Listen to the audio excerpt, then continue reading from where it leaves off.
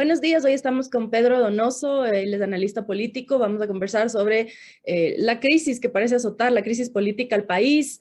Ayer hubo renuncias, la ministra Vela dejó una carta bastante extensa explicando las razones de su renuncia. Hay crisis en la Asamblea, en general hay una crisis institucional. Buenos días, Pedro, qué gusto tenerte aquí. Hola Sol, gracias por la invitación, atento a sus preguntas.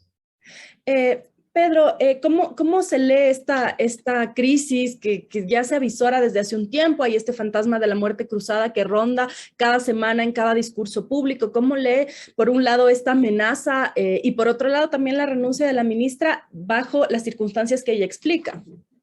La crisis del Ecuador es profunda, ¿no? Es decir, no viene finalmente en estas 2 últimas semanas, sino que viene desde hace 10 meses, digamos. Quizás desde hace 4 años o quizás desde 1830, ¿no? Porque Ecuador finalmente es este país gatopardista por excelencia, ¿no? Que gira 360 grados. El Ecuador sí gira 360 grados, es decir, parte del mismo, de un punto, se da toda la vuelta y regresa al mismo punto, ¿no? Creo que hay varios elementos que nos hacen pensar que hay una crisis institucional profunda de desinstitucionalización. Por ejemplo, 3 de las 5 funciones del Estado están en crisis.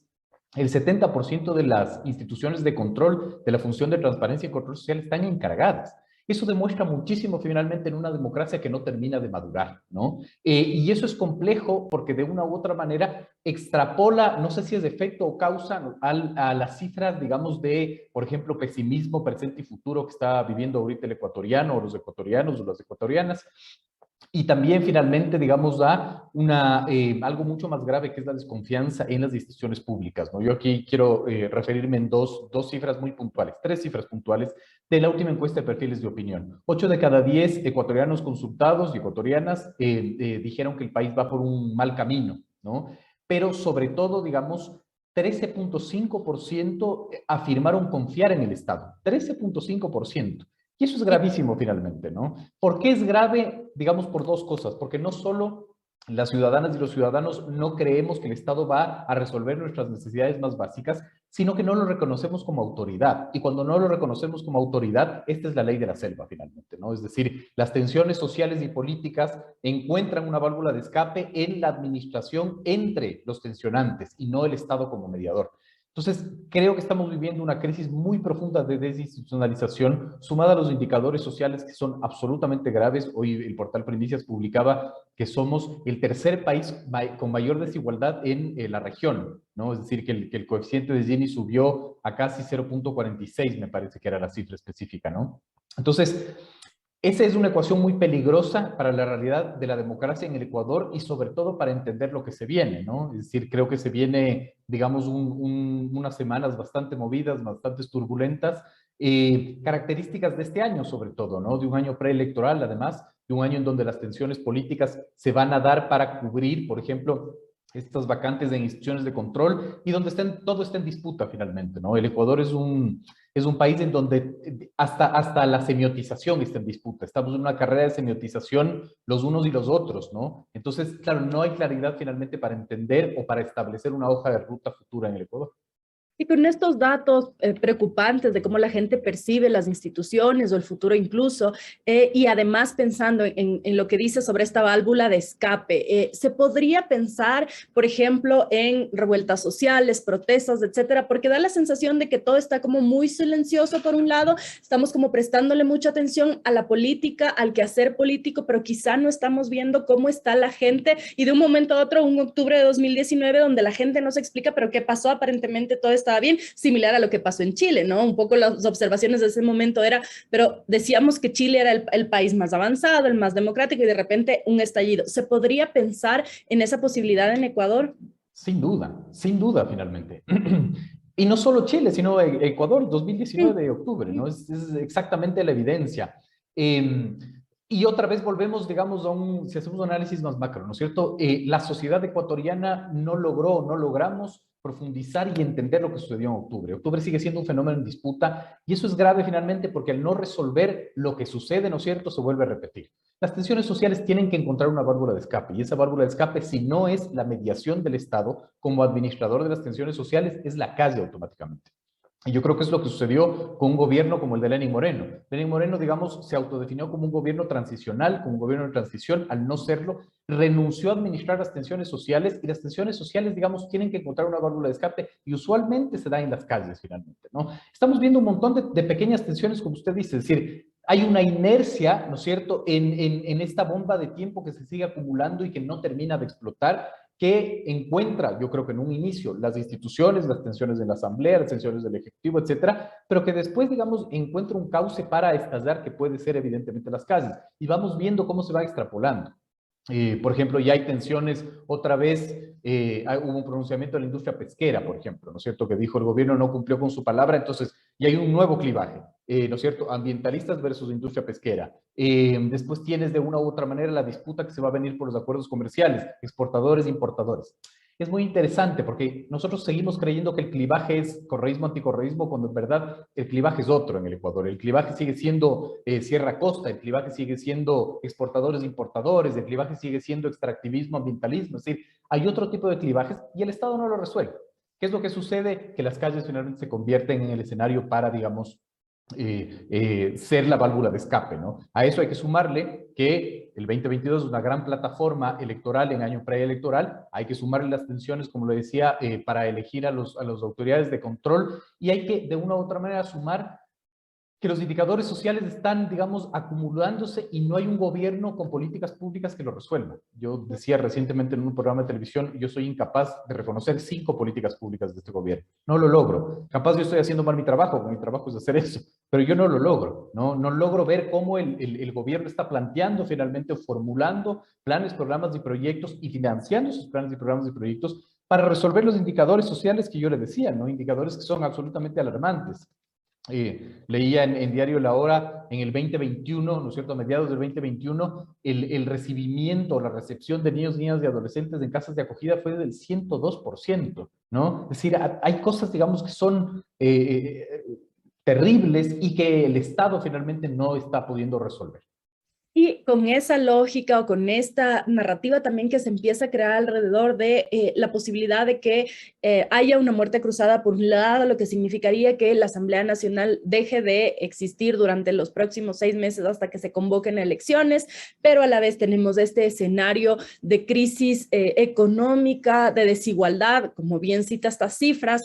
¿Cuál serán las preocupaciones de la gente? Porque he escuchado mucho la narrativa cuando el presidente en estos espacios gubernamentales, más bien controlados, en los que él da entrevistas, que son espacios organizados por el gobierno, donde él responde temas propuestos por el gobierno, ahí yo le he escuchado responder un par de veces que la gente no se preocupa tanto por la muerte cruzada, sino por resolver los temas de la vida diaria, digamos. Sin embargo, la muerte cruzada o las discusiones políticas que hay en el país tienen una influencia directa en esto. Si tenemos, por un lado, esta discusión política que no termina de permitir, según el gobierno, que ejecuten las propuestas económicas que hicieron en campaña, porque ellos dicen, la Asamblea nos está saboteando, la Asamblea, por otro lado, dice, pero estas son propuestas que no van a mejorar las condiciones de vida de los ecuatorianos, ¿qué puede pasar en los siguientes meses? Yo tengo mucha sensación, o es mi sensación, finalmente terrible que el analista hable de sensaciones, pero tiene un punto, digamos, ¿no? Es decir, yo empiezo a leer los mismos elementos del 2005, ¿no? ¿Y qué pasó en el 2005? El fuera todos, ¿no? Es decir, la crisis política involucra un hartazgo ciudadano que no es específicamente en opinar sobre la muerte cruzada. Seguramente a la señora que tiene que sobrevivir con $2 diarios no le interesa muerte cruzada y además no lo entiende, ¿verdad? Y no está para entenderlo. Pero sí, digamos, la acumulación, ¿no es cierto?, del fuera todos, sumado al populismo antipolítica que en el Ecuador es tan común, ¿no? Es decir, esto de yo no soy político, qué asco la política, no sé qué, que le hace tanto daño a la democracia, porque lo que necesitamos son políticos. Es decir, lo que necesitamos son buenos partidos y políticos formados para que gobiernen este país, ¿no? Yo siempre pongo este ejemplo gracioso que es como: estoy en el quirófano, entra una persona que está disfrazada de médico, me dice, yo le voy a operar, no se preocupe porque yo no soy médico. Eso es una locura. El ciudadano tiene que exigir formación y partidos políticos formados, ¿no? Pero más allá de eso, yo creo que se va acumulando el fuera todos Ir fuera todos, digamos, es un fenómeno interesante y yo creo que es también tragicómico, y es tragicómico porque ahí se incuban finalmente los populismos, ¿no? Se incuban finalmente el actor que puede proponer una causalidad mágica para que este país que tiene el tejido social roto, con una varita mágica, resuelva sus problemas. Y eso es grave. Y eso es grave porque saltamos la institucionalidad, porque otra vez, digamos, empezamos a borra y va de nuevo, porque después otra vez, digamos, empezamos a hablar de, cambios en la forma de la estructura legislativa, unicameralidad, bicameralidad, y no se resuelven finalmente los problemas de profunda desigualdad como vimos en el país, ¿no? Y entonces, si es que hay esta sensación también por parte de la gente de que las cosas no se están resolviendo, hay indicadores que demuestran las condiciones socioeconómicas están deterioradas y mientras tanto continúa esta disputa. La ministra ha dado sus razones para salir, es una ministra que además deja la cartera de Estado con índices de criminalidad altísimos, históricamente altos. Guayaquil es una de las ciudades más violentas de la región y eso no había pasado antes, está por primera vez en esta lista que se hace de las ciudades más violentas junto a estas ciudades mexicanas sumamente violentas. Entonces, si es que el gobierno no está además planteando políticas públicas, porque a mí también personalmente me cuesta leer, e incluso en entrevistas con los ministros, más uno puede entender o escuchar programas, propuestas inmediatas, pero no una política pública concreta en ninguno de los ámbitos. A mí también me cuesta ver eso. Si es que no existen estas políticas públicas y aparentemente no existe tampoco una visión de la política, cómo se juega dentro de la política y dentro del sector público, porque la lógica del sector empresarial no es la misma lógica del sector público.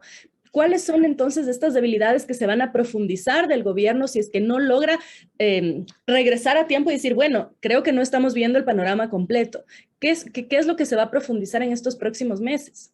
Sí, yo creo que se profundiza la tensión política, yo creo que se profundiza el conflicto, que no es grave en democracia, ¿no es cierto? La democracia y la política es conflicto, digamos, no hay que tenerle miedo y no hay que huir de aquello. El punto es cuando no entiendes que estás en conflicto. ¿Y por qué no entiendes que estás en conflicto? Porque seguramente no entiendes la dinámica de lo que sucede. Y eso tiene varias explicaciones. Una de ellas, que yo siempre repito como Lora, ¿no es cierto?, es la falta de información. Es decir, no tenemos un censo poblacional en el Ecuador. Todo el mundo me dice, ¿qué tiene que ver eso? No tiene nada que ver, tiene mucho que ver porque no sabes el país que gobiernas, no entendemos cuál es, digamos, la organización poblacional que existe ahora en Ecuador, mucho más con post-COVID, ¿no? Es decir, cuánto en verdad fueron las muertes por COVID, cómo está organizada la migración interna, rural, cómo está la migración externa también, ¿no? Es decir, somos un país otra vez con una ola migratoria, sí o no, ¿no es cierto? Falta mucha información, falta mucho entender la dinámica de los actores, además, ¿no es cierto? Es decir, creo que hay una dificultad en la clase política, digamos, tanto en la oposición como en el oficialismo, y, digamos, tampoco se está planteando, ¿no es cierto?, una realidad para resolver estas cifras que habíamos visto, ¿no?, que son absolutamente aterradoras. Yo concuerdo con usted, digamos, y los ministros tienen estas dos características de las entrevistas, ¿no? Si te plantean, digamos, acciones muy puntuales para resolver, pero además yo les veo con una narrativa que es bastante interesante, una narrativa de diagnóstico, ¿no? Es decir, yo le escuchaba a un gobernador que decía, es que tenemos un déficit de 500 policías, y yo decía, sí, pero usted está ahí para resolverlo, o sea, no, ya no son generadores de opinión, digamos, ya no son actores externos, son el gobierno, son el Estado, resuelvan los problemas, ¿no?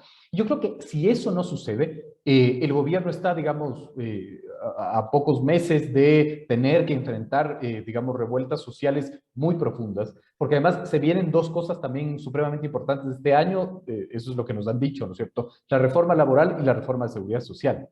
Entonces, este año tiene, digamos, una cierta complejidad. La coyuntura y el escenario, ¿no es cierto? Un año preelectoral, disputa por las decisiones de control, acuerdos comerciales que también van a entrar, digamos, en disputa, vienen estos dos proyectos de ley, ¿no es cierto? No hay mayoría en la Asamblea, pero además, digamos, es un año con profundas, como planteábamos, como una profunda realidad socioeconómica absolutamente compleja, de una u otra manera, ¿no es cierto?, con un gobierno absolutamente debilitado porque no entiende y no tiene los elementos para leer finalmente qué es lo que sucede, ¿no? Entonces se va complejizando más. Un poco me quedo con una de las cosas que usted acaba de decir sobre no entender el país que gobiernan, que por un lado se necesitan estos datos, esta información que muchas personas en distintos ámbitos dicen no existen estos datos, no existe el censo carcelario, entonces no podemos tomar decisiones sobre las cárceles, no existen datos sobre violencia contra las mujeres confiables, no se pueden tomar decisiones, y así un poco traspolado a cualquiera de los ámbitos de la política pública. Pero ellos son los que tienen que hacer el censo, que eso es Por lo más supuesto, gracioso. por supuesto, por supuesto. Bajo esta lógica y bajo este desconocimiento de este país, ¿cómo lee esta conexión o desconexión y qué puede provocar? Porque finalmente cuando uno hace reportería y sobre todo en ciudades más pequeñas te dicen, no, pero antes el presidente Correa venía y nos escuchaba, esta sensación de presencialidad que podía haber generado el expresidente Correa de que estamos aquí, entonces les estoy escuchando, les estoy viendo, mientras que da la sensación de que el presidente Lasso no está, incluso simbólicamente, ¿qué efecto esto puede tener en la gente? Sí, yo creo que la sensación de orfandad del Estado, ¿no es cierto?, es profunda y es gravísima finalmente. Yo creo que no empieza ni termina tiene mucha razón, pero no empieza ni termina en que la gente en los pequeños territorios podía ver a Correa. Si no lo veía a Correa, por lo menos podía sacar una cédula sin demorarse 6 meses, ¿no? O una licencia de conducir. Entiendo que eso no resolvió el problema, pero había, digamos, una calidad de servicios básicos en donde tú de una u otra manera podías sentir la presencia del Estado. Ese de que 13.5% de los ciudadanos y ciudadanas confían en el Estado es una cifra bastante compleja porque nos establece la ecuación más grave de todas. ¿Y cuál es la ecuación más grave de todas? Desconfianza institucional, desconfianza interpersonal, ¿no es cierto? El Latinobarómetro planteaba que el Ecuador es uno de los países donde menos confianza interpersonal tenemos. Es decir, esta no es confianza en el Estado, es confianza entre Pedro y María Sol, ¿no? Es decir, gravísimo, sumado esto al pesimismo, ¿no? Es decir, esta es una ecuación muy, muy grave. ¿Y por qué el pesimismo? Porque el pesimismo, digamos, es el margen de maniobra que tienes para gobernar finalmente un país, ¿no? Es decir, mientras más pesimista es una sociedad, menos margen de maniobra tienes, más optimista, tienes más margen de maniobra. Esa ecuación, de una u otra manera, te plantea, además, la renuncia de que el Estado no administra las tensiones sociales. Eso es un escenario muy grave, porque ese escenario, digamos, empieza a crear la posibilidad de que haya una gobernanza paraestatal, es decir, todo lo que eso implica finalmente, ¿no? Como le decía, que los conflictos se resuelvan en las calles, que las tensiones sociales entre A y B lo resuelva A y B sin mediación del Estado, ¿no es cierto?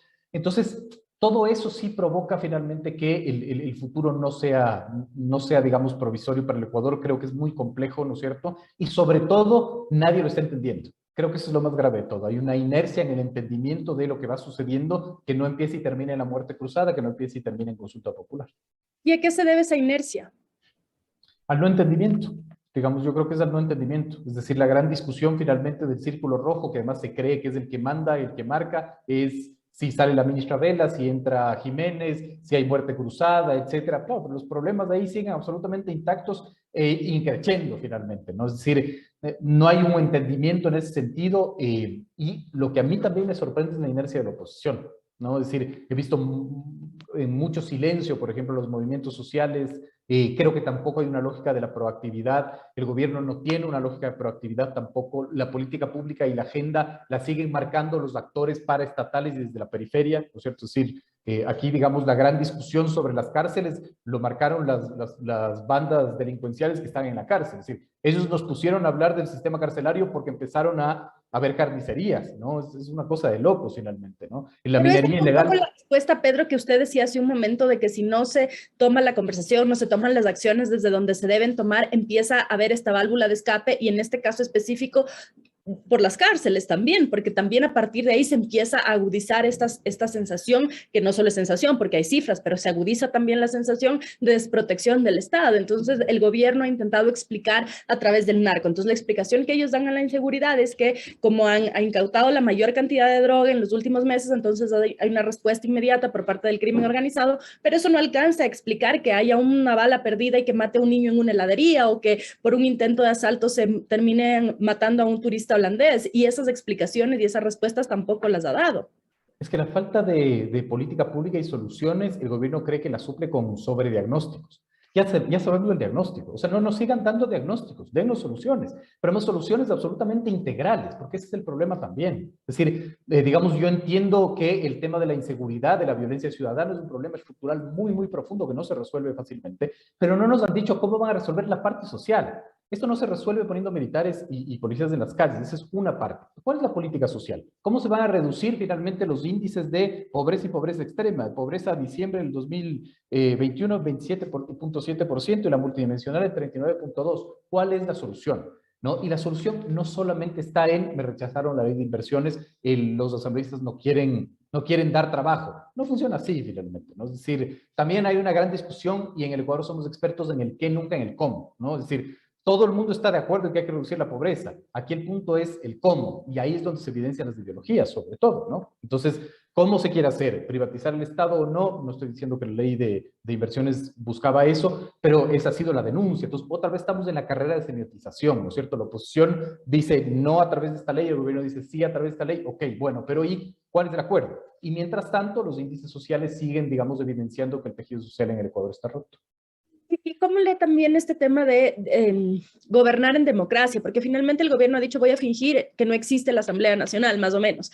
Y en democracia eso no existe, o sea, no se puede fingir que no existe otra institución del Estado, a menos, por supuesto, que finalmente opte por la muerte cruzada, la disuelva y gobierna bajo una figura constitucional que le permite a él hacer eso. Pero mientras no lo haga, porque da esta sensación de que ni sin ti, ni contigo, no soy feliz ni contigo ni sin ti, ¿no? Entonces tampoco esta idea de que no tomo decisiones. Y como no tomo decisiones, un poco de nuevo caemos en esta inercia que usted decía hace un momento.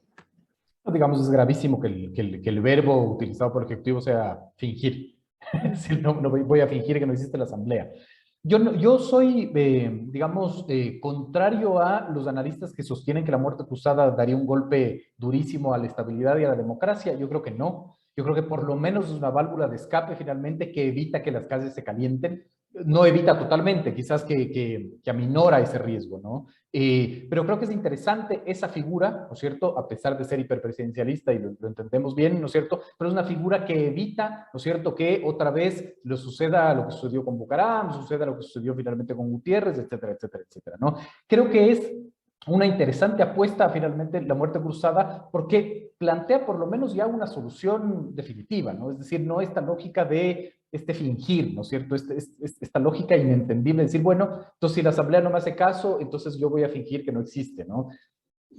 Digamos, no sé a dónde quieres llegar. Entonces yo creo que la muerte cruzada sí es una salida viable. Yo creo que incluso le beneficiaría al Ejecutivo por varias razones, entre ellas finalmente porque ahorita los partidos de oposición están dispersos, yo no veo claridad en quiénes podrían ser sus figuras de la presidencia, salvo Javier Herbas. En segundo punto, el gobierno podría gobernar durante 6 meses vía decretos ley, yo creo que ahí tiene una libertad mucho más profunda. Y el tercero es que el Estado se convierte en el candidato a Estado. No estoy diciendo que esté bien o mal, pero estoy leyendo esa realidad. Entonces yo creo que uno de los beneficiarios de la muerte cruzada sí sería el Ejecutivo, ¿no? En ese sentido, creo que plantear otra vez fingir que no pasa nada, o incluso el escenario de la consulta popular es un suicidio para el gobierno, porque no tiene la capacidad en el tiempo de alimentar su capital social para convocar una consulta popular. Y históricamente en la región las consultas populares son referéndums de valoración del presidente o del gobierno. Entonces, Y en este momento, esta valoración no está muy alta. No está muy alta, ¿no es cierto? No es alta, es conflictiva y además el gobierno apuntala finalmente a acumular y fuera todos, ¿no? Entonces, una consulta popular no solo va a ser un referéndum finalmente al gobierno, sino a la clase política. Y digamos, el votante y el elector no va a discernir en si es correísmo o no es correísmo, finalmente. Va a decir fuera todos, no quiero saber absolutamente nada. ¿Por qué no quiero saber absolutamente nada? Porque no quiero que me maten, porque necesito comer y porque no tengo trabajo, digamos, ¿no? Ese es como, para mí, la esencia del debate. ¿Cómo leemos estas relaciones que el gobierno ha creado y después debilitado entre entre la propia clase política y también en los famosos diálogos? Porque cuando empezó este gobierno se anunció este famoso pacto del Partido Social Cristiano, el correísmo, y creo que de repente se quiebra antes siquiera de materializarse, se hace enemigo de quien podría haber sido su soporte ideológico en la Asamblea Nacional y con una experiencia además bastante importante, digamos, en gestión de la política y en la Asamblea Nacional, y hace esta alianza pegada con Babas, con Pachacuti, que ya hemos visto cuáles son los resultados, hemos visto cómo maneja también la presidenta Yori la Asamblea Nacional. Ahora también le quedaba un poco la izquierda democrática, dinamita este puente final con la izquierda democrática a través de las declaraciones que hace sobre Javier Herbas, que enturbian también a la izquierda democrática, y a pesar de que él podría crear un framing para un nuevo actor político, desde mi punto de vista lo he visto bastante débil y poco convincente en sus respuestas. Entonces volvemos al que se vayan todos, pero también cómo leemos esta actitud del presidente de responder de esta forma a los pocos puentes, y esto no quiere decir tapar la corrupción ni hacerse el tonto, pero cómo este manejo en lo público, al denunciar los asambleístas de Pachacutic, que tampoco eran la fracción que lo cuestionaba, sino una fracción que en ciertas votaciones incluso lo ha apoyado, en el tema de Pandora, por ejemplo, ¿cómo podemos leer eso? ¿No entiende las relaciones políticas? ¿No las ventila bien? Nadie. Eso es lo grave, finalmente. Ni siquiera el correísmo que uno apuntaría que con base a su experiencia lo entienda. Nadie finalmente entiende qué es lo que está sucediendo y eso acumula el fuera a todos, es clarísimo, ¿no? Hay una frase que yo siempre lo utilizo, digamos, incluso en estrategia política, que es, no puedes abrirte más frentes de los que puedes manejar. O sea, ese es un error finalmente, ¿no? Y, digamos, hay esta frase de una canción de Fito Páez, ¿no es cierto?, que dice, no hay que hacerse de enemigos que no estén a la altura del conflicto también. Yo creo que el gobierno no ha entendido, ¿no es cierto?, la dinámica política, ¿no? Y se ha dejado llevar quizás por la dinámica estética de la política, ¿no? Es decir, rompió el pacto con el Partido Social Cristiano, ¿verdad? Y es muy interesante porque el discurso de la corrupción no mucho tiene que ver con la corrupción, sino cuándo es corrupto, ¿no? Es decir, el Partido Social Cristiano no era corrupto hasta que nos llegó finalmente a Carondelet, post Carondelet ahora sí es corrupto, ¿no es cierto? Pachacuti Y golpista. finalmente... Y golpista. Pachacuti me servía muchísimo, ¿no es cierto?, para darle los votos finalmente para que Yori sea presidenta, ahora ya no, ahora son corruptos. La izquierda democrática me servía mucho para que finalmente se sostenga la gobernabilidad, ahora ya no mucho. Es decir, también, por eso digo, ¿no?, estamos en una carrera de semiotización de las cosas que después van a llegar a un punto en donde, digamos, se encuentren con la realidad, ¿no?, y plantees estos cuestionamientos. Creo que el gobierno no logró entender que lo que tiene que hacer finalmente es gobernar 4 años y creyeron que había que gobernar 6 meses. Y eso es, digamos, supremamente grave en ese sentido. Quemar absolutamente todos los puentes, ¿no es cierto? Por ejemplo, aquí voy a decir algo que es políticamente incorrecto, incluso que yo, es una opinión personal, no creo, ¿no es cierto? Yo creo que el veto presidencial es terrible, criminaliza finalmente a las mujeres, pero en estrategia política específica, el Ejecutivo debió haber vetado totalmente. ¿Y por qué lo sostengo? Porque al vetar, hacer ese veto que es absolutamente terrible en todas sus formas, ¿no es cierto?, se enemistó con los pro vida que lo sostenían y también con, digamos, los pro derechos, ¿cierto?, el movimiento de mujeres. Entonces, igual, ¿no? Como decía mi abuela, le hizo el tonto a la abuelita para comerse la comida de los chanchos. Es decir, el gobierno perdió finalmente con absolutamente todo, pierde otra vez en la relación con los sindicatos, ¿no es cierto? ¿Y por qué? Porque además no establece otra vez al diálogo político como política pública. Es decir, el diálogo se convierte otra vez en el fin, no tiene metodología, no lo entiende como un medio, no hay, digamos, una lista de resultados provocados por ese diálogo, ¿no es cierto? Y es otra vez una farsa, finalmente. Es otra vez, digamos, un titular y una foto que no va a resolver profundamente los problemas de este país. Pero entonces, en estos 10 años que se estaban preparando para gobernar, en realidad no se prepararon. ¿Qué es lo que a mí más me sorprende, digamos, ¿no? Si uno hace un análisis, creo era el único partido que tenía un think tank detrás.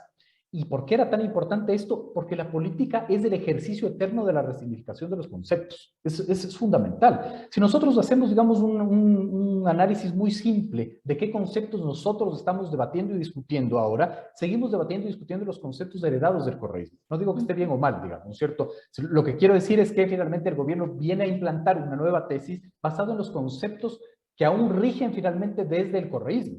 No entendió que había que resignificar, ¿no es cierto? No entendió que había que poner en el debate por qué está mal privatizar, por qué está mal finalmente, digamos, reducir el Estado, cuál es el tamaño ideal del Estado. Es decir, esa discusión conceptual era supremamente importante y no tiene que hacerse cuando uno está en el poder, tiene que hacerse cuando uno está en campaña.